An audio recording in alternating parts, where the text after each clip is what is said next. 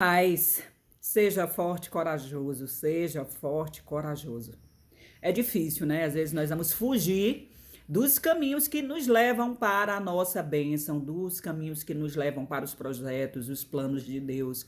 Vem algumas coisas que tiram o nosso foco, vem algumas coisas que nos causam medo e tira a gente dali. Mas uma hora ou outra nós vamos ter que voltar para aquele caminho, ou pelo amor, ou pela dor.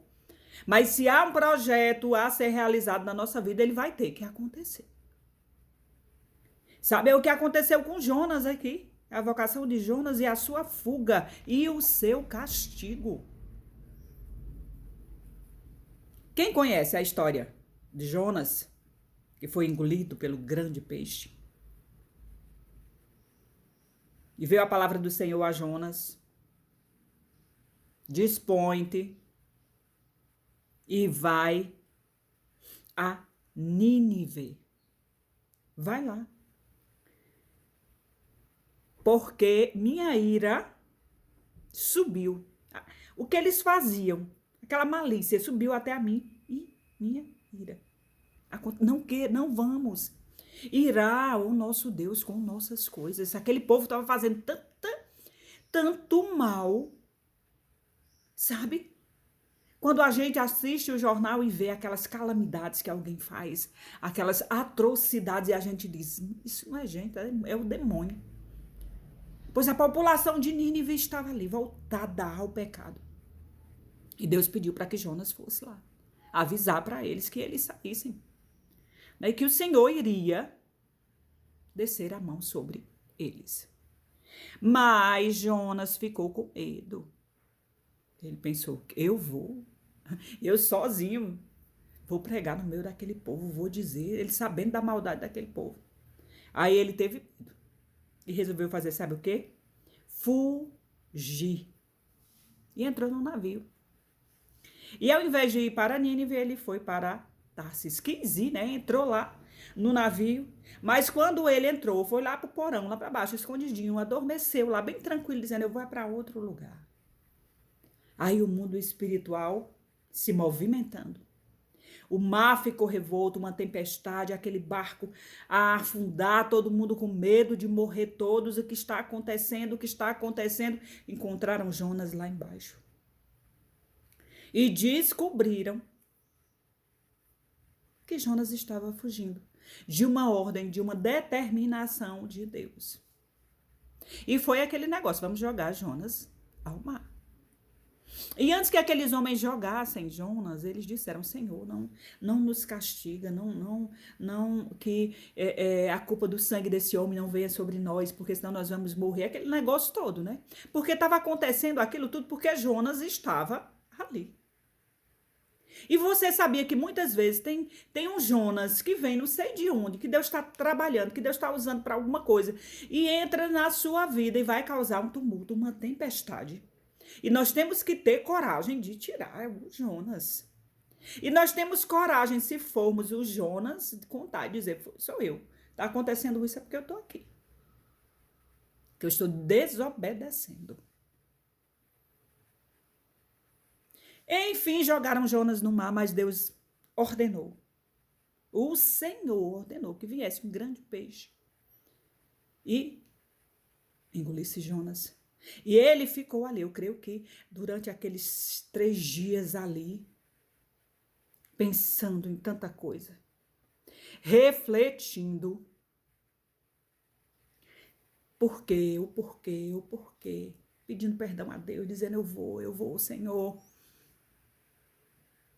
E aquele peixe foi lá. Cuspiu Jonas. Por esses dias aconteceu um fato que, se não tivesse sido gravado, ninguém acreditaria que a baleia engoliu, né, um jovem e depois jogou fora novamente. Mas esse grande peixe aqui pode surgir na nossa vida de qualquer forma. E nos engole, e nos deixa ali, dias pensando, pedindo perdão, pedindo outra chance. Porque é assim, quando nós desobedecemos, nós vamos sofrer penalidades. Nós vamos sofrer pela nossa escolha. Não tem uma ação que não cause uma reação. Sabe? E nós temos que ter sabedoria, pedir sabedoria para Deus. E não pense que terminou assim, porque os planos de Deus são maiores e melhores do que os nossos. Quando Jonas saiu dali, que ele foi para aquele povo, aí ele foi lá e disse: o Senhor vai destruir, o Senhor vai. Pá, pá. Mas aí o Senhor, vendo que aquele povo parou ali, foi pedir perdão, e todo mundo, criança, o rei, todos, se vestiram de pano de saco, se jogaram no chão, oraram, clamaram, bateram, chamaram, pediram, todos em oração. E Deus tirou aquela sentença. E Jonas ficou revoltadíssimo. Ele ficou revoltadíssimo com aquilo dali. Chegou a pedir a própria morte. Depois que ele disse, ele ficou lá em cima observando o que era que ia acontecer com aquele povo. Eu acho que ele pensava assim: o que será, hein? Será que vem um anjo, vai fazer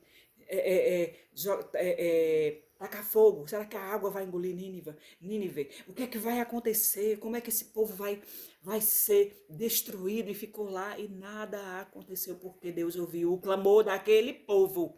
Ele escuta o clamor quando o arrependimento vem do coração. Mas você sabia que aquele povo, depois daquilo tudo, terminou ainda sendo destruído, o povo de Nínive? Muito tempo depois, porque eles voltaram novamente a tudo. É assim, às vezes você recebe o perdão de Deus, né? Vida nova, meu filho, vai, te faça um vaso novo, e depois você termina caindo no buraco novamente.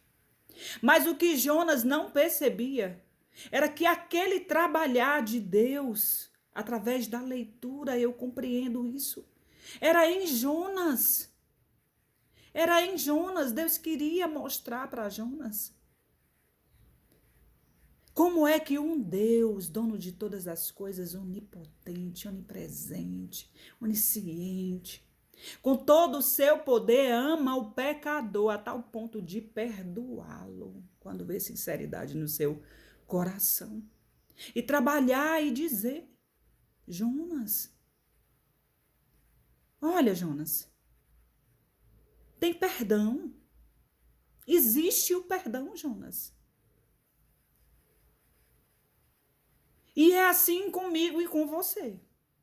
Quando a gente observa alguém como esse povo de Nínive, no pecado e tal, e acontece, mas a gente não sabe do que está acontecendo naquela intimidade, se eles estão orando, se eles estão querendo se arrepender, o que é que está acontecendo, quais são as transformações. Aí você vê que, de repente, aconteceu algo de bom na vida deles. E a gente começa: como é que pode acontecer uma coisa boa na vida daquela pessoa? Não, eu não aceito um ímpio, um pecador, que ele é ruim, é um bandido, é isso, é aquilo.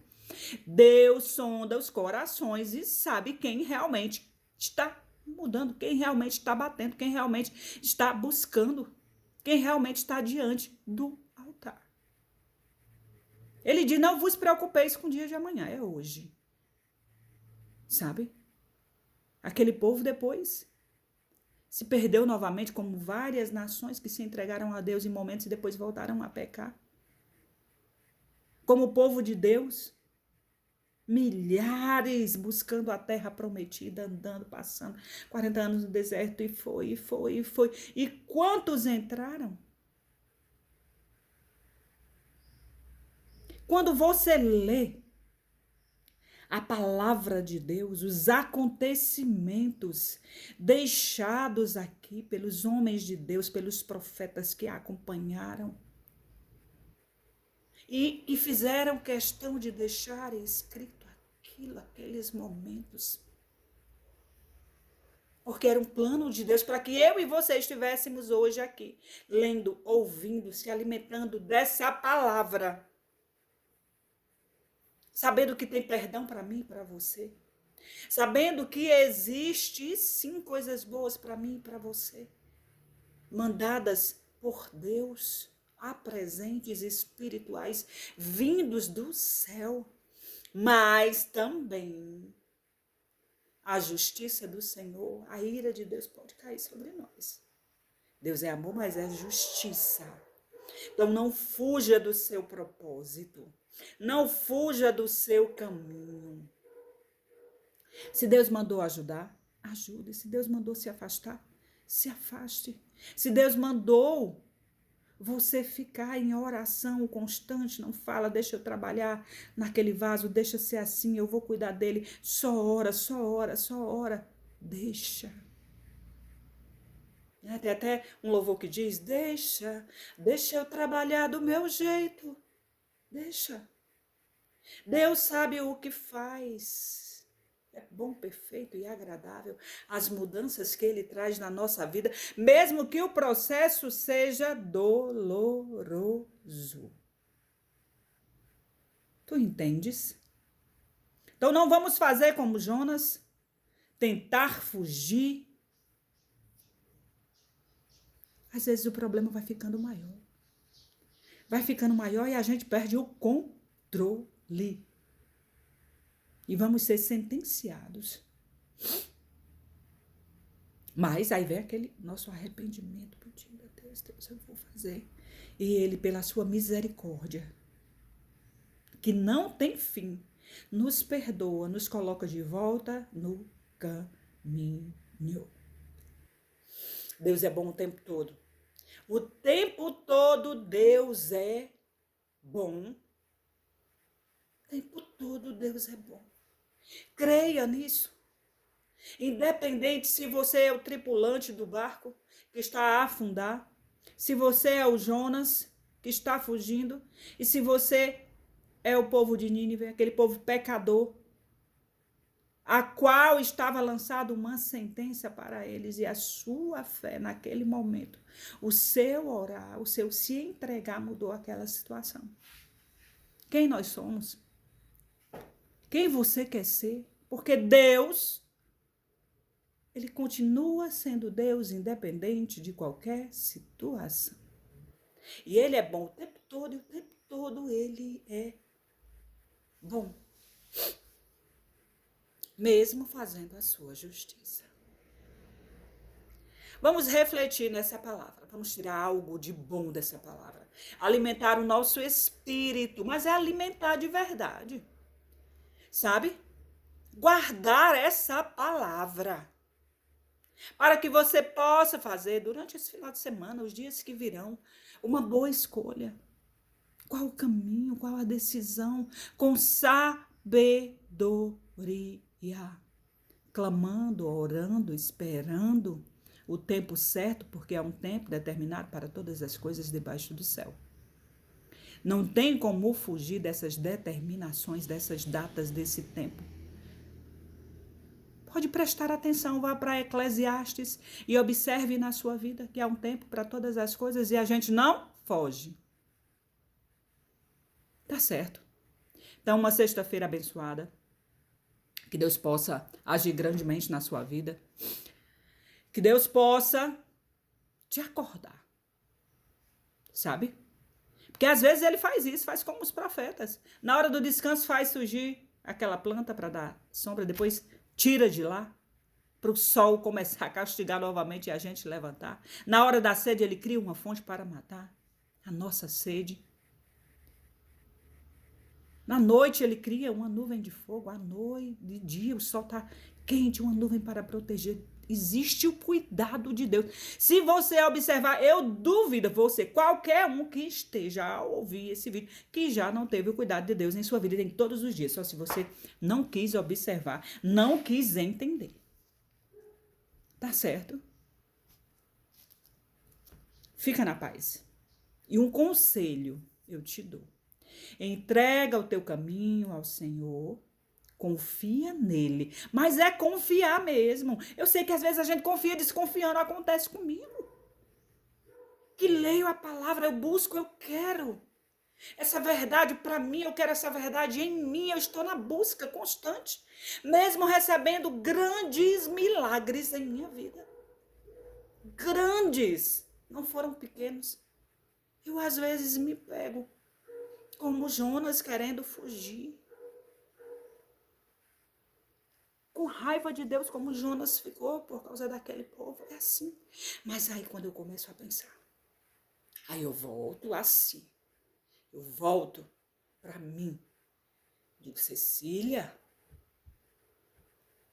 para. Senhor, me perdoa. Não tira de mim a tua presença. Não tira de mim a tua presença. Não tira de mim a tua presença. E assim nós vamos todos os dias, lutando contra esse espinho na carne, assim como nosso irmão Paulo. Fica na paz.